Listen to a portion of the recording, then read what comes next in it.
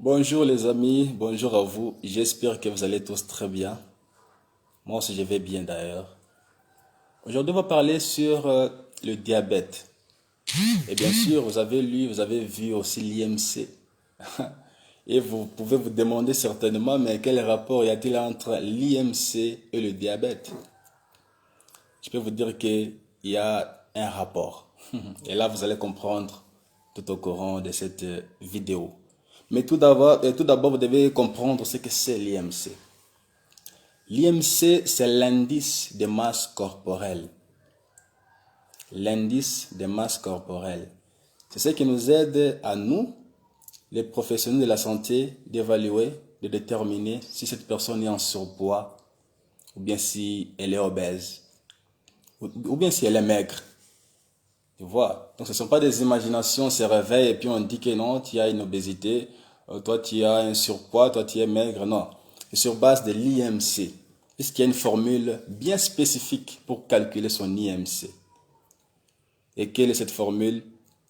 On prend le poids sur la taille au carré. Et là tu vas trouver ton IMC. Il s'exprime en kilogrammes par mètre carré. Tu vas trouver ton IMC là-bas. Alors, les valeurs. Si tu as un IMC qui est inférieur à 18,5, tu es maigre. Tu es considéré comme maigre. C'est vrai, il y a des valeurs ici pour démontrer une maigreur sévère, modérée, légère, tout ça. Mais en deçà d'abord des 18,5, tu es maigre pour commencer. Et un poids normal commence à partir de 18,5 à 24,9. Donc si ton IMC est compris entre 18,5 à 24,9, là tu as un poids normal. Donc, un poids normal. Au-delà, donc à partir de 25 jusqu'à 29,9, là c'est le surpoids. C'est le surpoids qui tend vers l'obésité déjà, parce que l'obésité c'est à partir de 30 au-delà. Bien sûr, il y a aussi des classes, il y a obésité de classe 1, obésité de classe 2 et de classe 3. Tu vois, donc par exemple, si tu as une taille de 1,80 m avec un poids de 70 kg, tu essaies de faire ton poids sur la taille au carré. Donc taille au carré c'est 1,80 m au carré. Donc 1,80 m fois 1,80 m. Et puis c'est 70 divisé par ça. La valeur que tu vas trouver, tu remarqueras que ton IMC sera comprise dans les valeurs normales. Dans les valeurs d'une personne qui a un poids normal. Tu vois? Mais si tu as par exemple 1,50 m et que tu pèses 85 kg, tu vois que tu es obèse. Parce que là, ça va, ton IMC sera à peu près dans les trentaines au-delà. Tu es déjà obèse. Et là, tu es exposé à certaines maladies. Et là, je vais parler du diabète. Le diabète est spécifiquement le diabète du type 2. Puisqu'il y a des diabètes, il y a des types de diabète. Le type 1, type 2. Il y a aussi le diabète gestationnel. Donc, un diabète qui vient ou qui survient seulement pendant la grossesse et après la grossesse, il disparaît. On appelle ça le diabète gestationnel. Alors, le diabète du type 2, qu'on appelle le diabète non insulinodépendant, c'est un diabète, bien sûr, comme son nom l'indique, non insulinodépendant, donc il ne dépend pas de l'insuline. L'insuline, c'est quoi? L'insuline, c'est une hormone qui est sécrétée par le pancréas.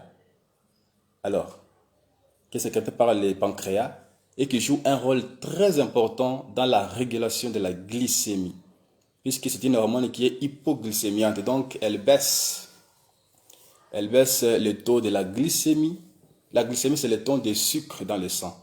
Elle baisse, comment ça? Donc lorsqu'il y a une élévation de la glycémie, elle va prendre le sucre qui sont en excès, elle va aller les stocker au niveau du foie et les autres aller les envoyer dans les cellules musculaires pour être utilisé tout ça. C'est ça son rôle. Alors, dans ce cas ici, elle est sécrétée, pas comme dans le diabète du type 1 où elle n'est pas sécrétée du tout. Ici, elle est sécrétée. Elle est sécrétée, mais elle ne joue pas bien son rôle. Donc, elle rencontre une certaine résistance au niveau des cellules musculaire, une résistance. Du coup, elle est incapable de stocker les sucres qui sont annexés dans le sang, aller les stocker au niveau du foie, tout ça. Du coup, elle est incapable.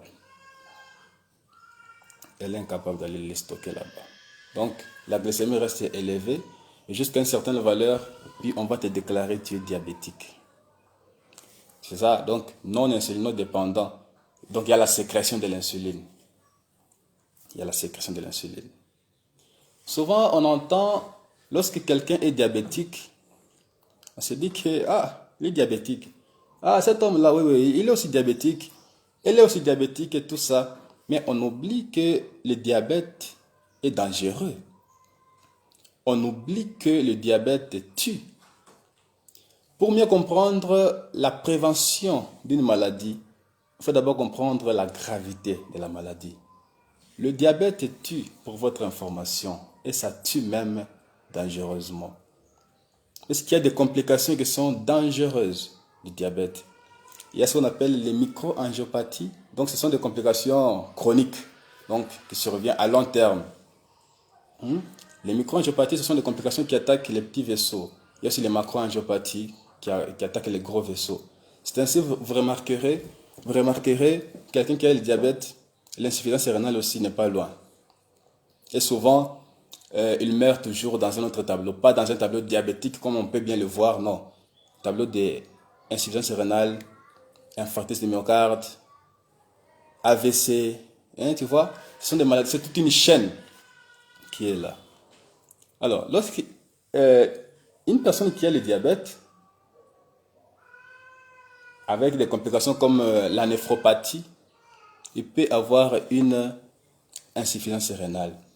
Et nous savons très bien la gravité de l'insuffisance rénale, comment ça peut tuer quelqu'un dans un laps de temps.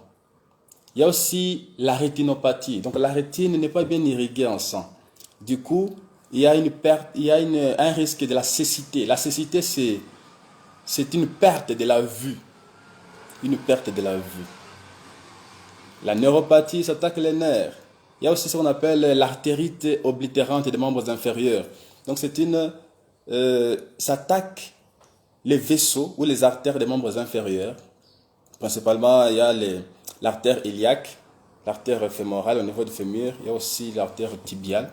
Alors, ça attaque ces artères-là, du coup, une personne diabétique, elle a des douleurs dans les membres inférieurs, des douleurs intenses, qui peut, si cela n'est pas traité aussi précocement possible, ça va causer ce qu'on appelle des plaies diabétiques.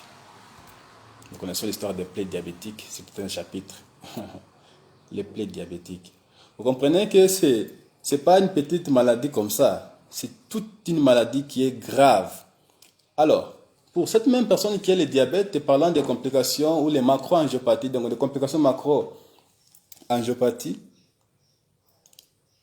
donc les complications qui attaquent les gros vaisseaux, là on va remarquer une hypertension artérielle, on va remarquer un AVC, puisque l'AVC c'est une complication de l'hypertension artérielle.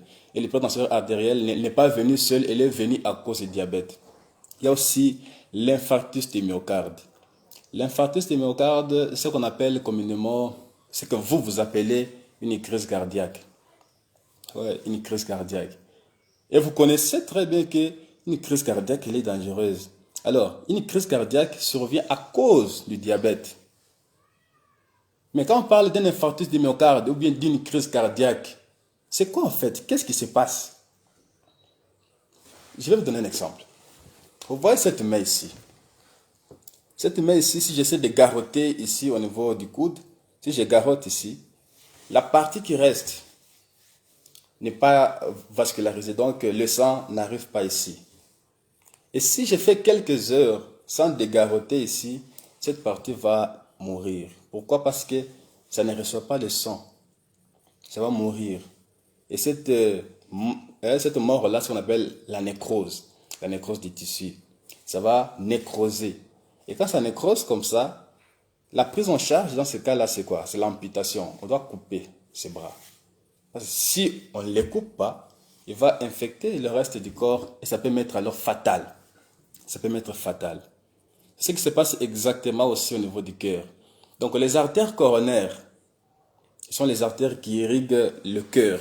Les artères coronaires rencontrent un obstacle. Il y a ce qu'on appelle la formation de plaques d'athérome. Donc, l'accumulation de graisse, de lipides dans ces artères-là, dans ces vaisseaux-là, du coup, ça s'épaissit. Donc, ça crée un obstacle. Et le cœur qui est en aval de l'obstacle ne reçoit pas le sang. Du coup, ça va mourir. Ça va nécroser. Alors, c'est ce que vous appelez une crise cardiaque. Et quand ça nécrose pas, ça va mourir. Et donc, au cœur, le sang ne sera pas éjecté dans les organes, ni au niveau cérébral et tout ça.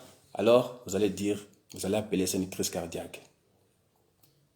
Le diabète de type 2, c'est un diabète qui survient à partir de 40 ans. 40 ans. Donc, si tu as 40 ans, tu es déjà à risque. Si tu fais attention à certaines conduites que je vais te dire, un peu plus tard, ici, pendant quelques minutes, avant 40 ans, donc comme tu as 25 ans, tu as 30 ans, donc ça te donne déjà tu dois comprendre ceci pour mieux te prévenir du diabète. Et des complications, c'est à long terme. Si on remarque des complications, si tu as un diabète à 40 ans, à 45 ans, donc après 5 à 10 ans, si tu n'as pas bien observé certaines conduites, c'est là qu'on va remarquer alors ces complications. Une insuffisance rénale qui se réveille de nulle part et puis ça t'emporte dans un laps de temps. Une crise cardiaque, voire même à 60 ans, tu ne vois plus la cécité, donc toujours le diabète. Un AVC à 60 ans, 55 ans, il y a un potentiel risque d'un diabète qui est présent là. Donc tout ça, ce sont des choses qu'on doit éviter. Éviter. Donc, pas éviter les complications, mais éviter le diabète. Les complications sont les complications du diabète. Donc, si tu évites le diabète, tu évites automatiquement les complications. Vous comprenez ça? Donc, ça, c'est la gravité du diabète. Vous comprenez que ce n'est pas une chose qui est moindre, une chose qui peut tuer quelqu'un comme ça, pas brutalement, non? Au cours des années, 5 ans, 10 ans, il y a des complications qui sont maintenant installées. Il y a aussi ce qu'on appelle, il y a une autre complication que j'ai failli oublier. On appelle l'artérite oblitérante des membres inférieurs. Se caractérise par des douleurs des membres inférieurs comme pas possible. Des douleurs alors, puisque les artères ou les vaisseaux des membres inférieurs ne reçoivent pas le sang correctement. Donc il y a des douleurs à ce niveau-là, pouvant même causer des plaies, ce qu'on appelle des plaies diabétiques. Vous connaissez l'histoire des plaies diabétiques? C'est un chapitre.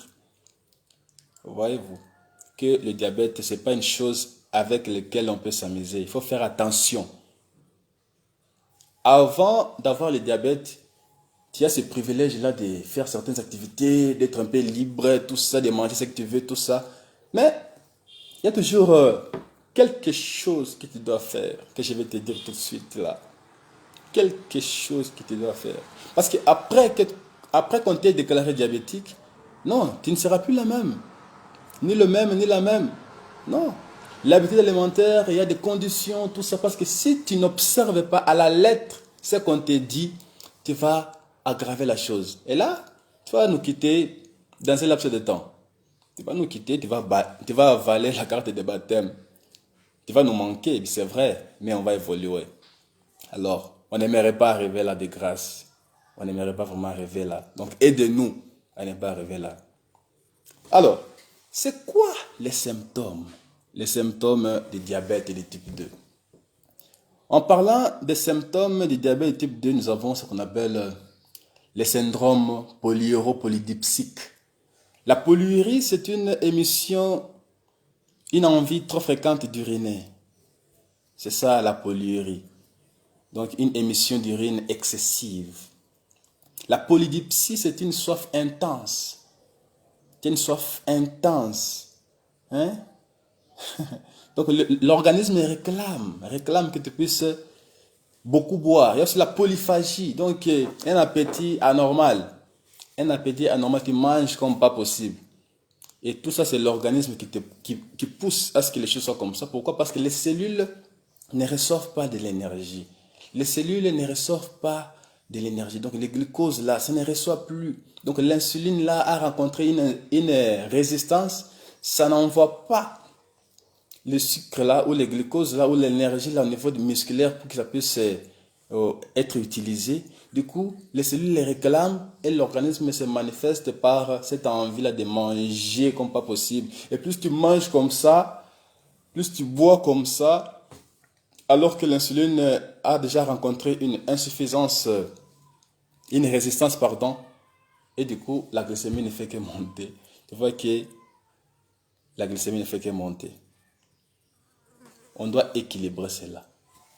Donc, c'est vraiment quelque chose à ne pas souhaiter, le diabète. Comme tu es là, tu n'as pas encore le diabète, c'est bien. Mais faire attention. Je vais te parler des facteurs de risque. Donc, une personne qui est à risque d'attraper le diabète. Premièrement, d'abord, un premier facteur de risque, c'est une mauvaise habitude alimentaire. Donc, une alimentation trop riche en sucre et en graisse, c'est trop dangereux.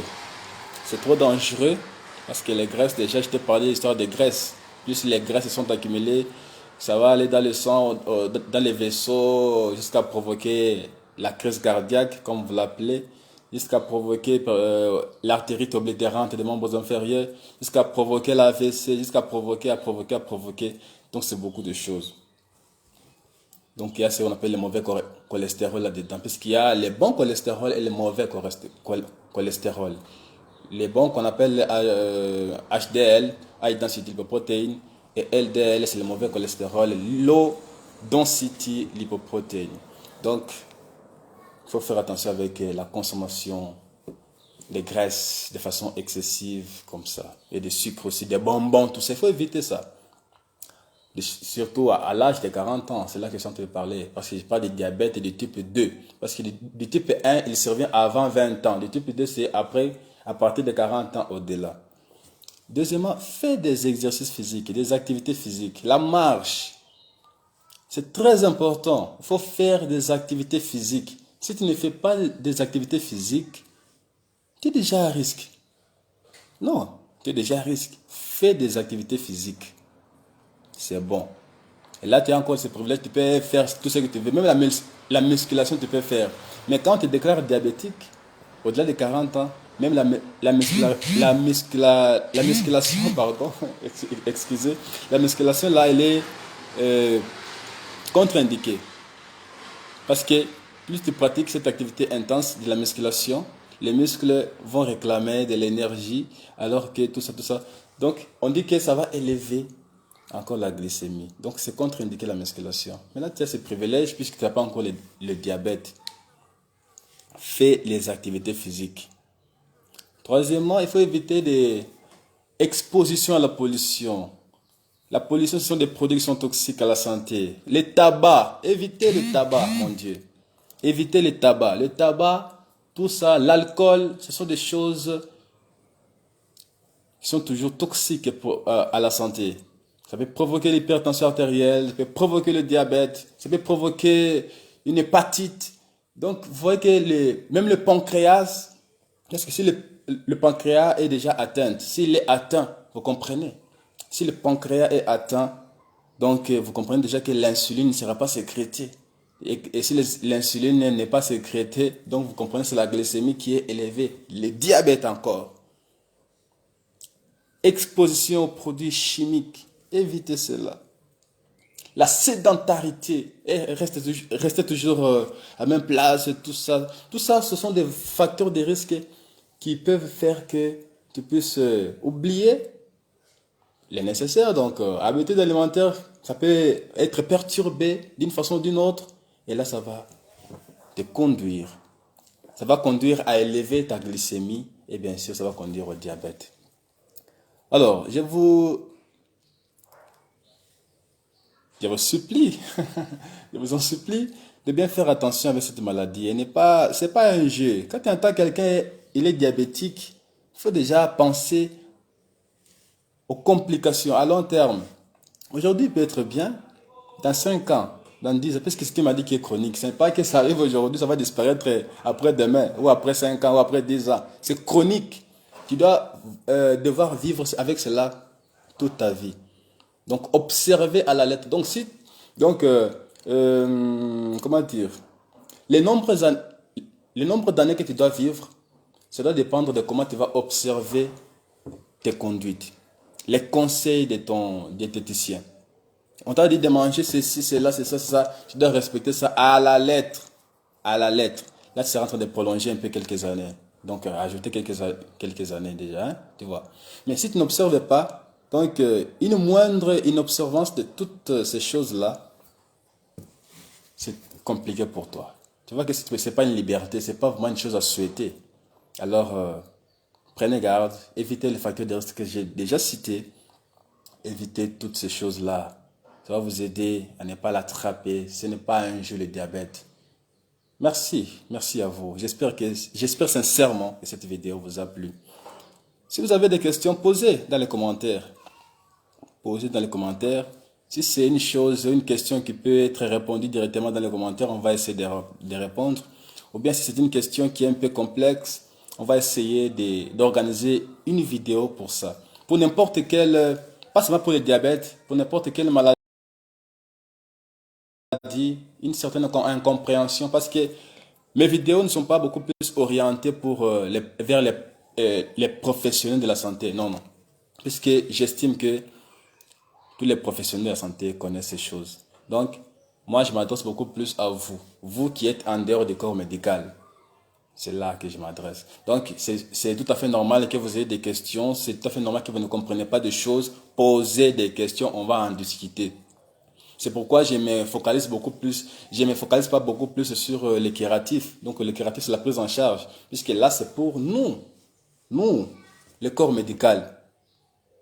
Vous, c'est le préventif. Bien, le préventif, comment prévenir? Et si tu es déjà dans cette situation, tu dois forcément avoir quelque chose qui va t'aider à bien te conduire, à comment te conduire pour essayer d'éviter la gravité ou les complications de la situation dans laquelle tu es. Donc j'espère sincèrement que vous allez réagir massivement en mettant des cœurs, en mettant des j'aime, en commentant, en partageant. Ça fait toujours plaisir de partager ce genre de sujet pour nous aider à rester en bonne santé. Merci à vous.